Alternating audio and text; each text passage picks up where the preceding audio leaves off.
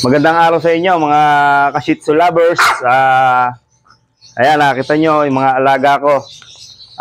Sa mga nagbabalak o gusto mag-alaga ng Shih Tzu, bibigyan ko kayo ng konting tips para sa kukunin yung puppy. Magandang araw sa inyo mga ka-Shih Tzu lovers. Ito sa mga nagbabalak o gusto mag-alaga ng Shih Tzu, bibigyan ko kayo ng konting tips para sa kukunin yung puppy. Ang maisasuggest ko lang sa inyo, pangkaraniwan kasi ngayon sa online lang nakikita lang yung video, kita lang yung picture. Siyempre pagka nasa picture, nasa video, maganda yung itsura ng puppy. Kaya po ang mas maganda, kung sa breeder po kayo kukuha, puntahan nyo po hanggat kaya nyo siyang puntahan para po makita nyo ng personal at makapamili kayo ng gusto nyo. Kasi mahirap po kasi yung sa picture lang. Pero kung malayo naman at hindi nyo kayang puntahan, pa-legit check nyo po yung breeder. Dahil po, meron po kasing mga may dalawa lang alaga na pag-anak nila, breeder na sila. Hindi po ganun yun. At talaga po mga breeder ay yung po maraming mga alaga, kagaya po namin. Sa totoo lang po, nasa 13 years na kaming nagbi-breed ng Shih Tzu. At sinabayan na rin namin ng pag. Saka mag-iingat kayo sa mga buy and sell. Hindi naman sa sinisiraan ko yung mga nagba-buy and sell. Kasi yan, kahit may sakit na yung pupping binebenta nila, ibebenta pa nila sa inyo yan. Yun ang totoo dun. Siyempre, malulugi sila pag hindi nila naibenta yun. Sa aming mga breeder, ewan ko sa ibang breeder, kasi sa amin, nagbibigay kami ng 1 week na assurance sa buyer. Pagka sa loob ng 1 linggo na nakuha nila yung puppy sa amin, nagkasakit, hindi natin inaasahan na matay, pananagutan pa namin yon dahil ibig sabihin po nun, sa amin ang galing yung sakit nung puppy.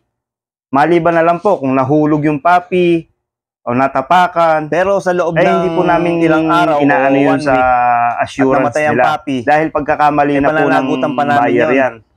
Kaya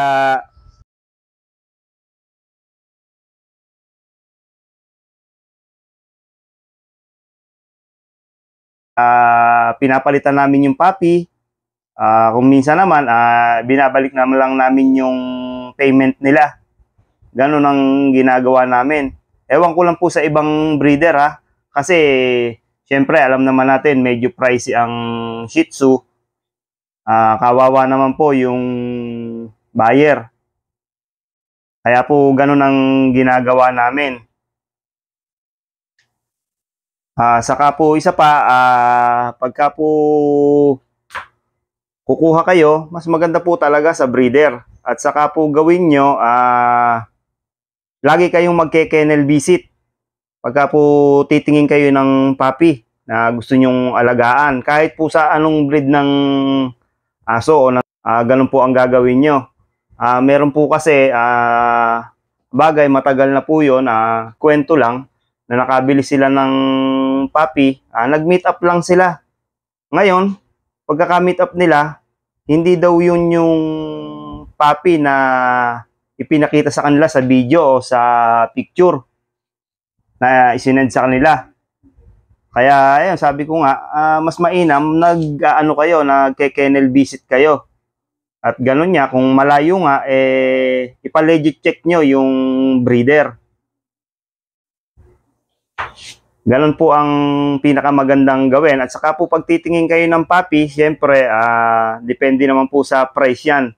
Yung magandang klase po talaga, yung mga doll face, mataas po talaga presyo niyan. O kumpara po rin sa mga pangkaraniwang Shih Tzu. At saka po yung mga runt size, yung po maliliit, medyo mataas po talaga presyo niyan. Ewan ko lang po sa iba, kagaya po ngayon kasi bagsak na bagsak ang presyo ng mga Shih Tzu. May tumatawad na 3,000, pero hindi po kami nagbibigay ng ganun. Kasi po, yung mga alaga namin, talaga pong alaga sila sa amin. Hindi po yung pinababayaan lang namin na basta kumain lang. At syempre, ayaw namin na nagkakasakit yung mga alaga namin. Ganito gawin nyo pagka kumuha kayo ng ayan, puppy. Binaba ko isang puppy namin, 3 months niyo po old yung Shih Tzu. Kagaya nito. Naman siya maglakad. Ayan, maharot siya.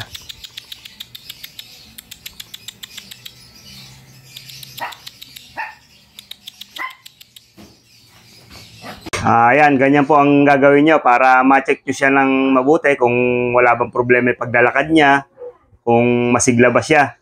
Ganyan lang po ang gagawin ninyo.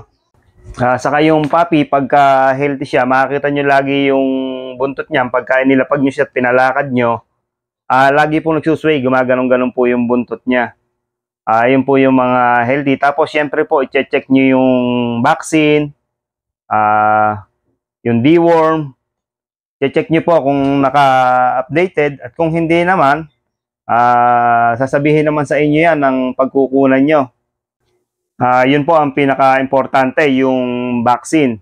Wag na wag po kayong kukuha ng puppy na wala siyang vaccine. Saka ang pagkuha po ng puppy, 2 months to 3 months. Yan po ang mga magagandang kunin. Kasi po, pagka yung may edad na yung makukuha nyo, o ready to breed na, yung iba kasi ganun ang ginagawa nila para mabilis silang makapagpaanak. Ang problema lang po doon, syempre, hindi sanay sa inyo yung aso, hindi nyo kabisado yung ugali ng nakuha nyo. Hindi po kagaya nung puppy ang kinuha nyo, nasusubaybayan nyo hanggang yung paglaki niya, kaya kabisado nyo na ang ugali ng Shih Tzu nyo. At saka pagka puppy ang nakuha nyo, matuturuan nyo talaga siya. Hindi kagaya nung malaki na, at saka yung ibang kumukuha ng mga ready to breed na sinasabi, hindi nila alam ang history nung aso. Basta ganito lang ang sasabihin. Hindi nila alam, yung palang nakuha nila, hindi mag-anak. Ganun po ang nangyayari. Kaya po sinasabi sa inyo, mas maganda pong kumuha ng puppy. Bukod sa matuturuan nyo, kabisado nyo ang ugali ng alaga nyong Shih Tzu hanggang sa paglaki niya. Masusubaybayan nyo kasi siya sa paglaki At saka po, kung mag-aalaga kayo, siguraduhin nyo pong maaalagaan nyo. Dahil po ang mga Shih Tzu ay para pong mga bata yan. Hindi po yan yung porke nakita nyo maganda, gusto nyo bumili, kaya bumili kayo, nag-alaga kayo. Tapos paglaki, pababayaan nyo na lang. Hindi po ganun ang pag-aalaga ng mga Shih Tzu. Hindi po ito parang askal.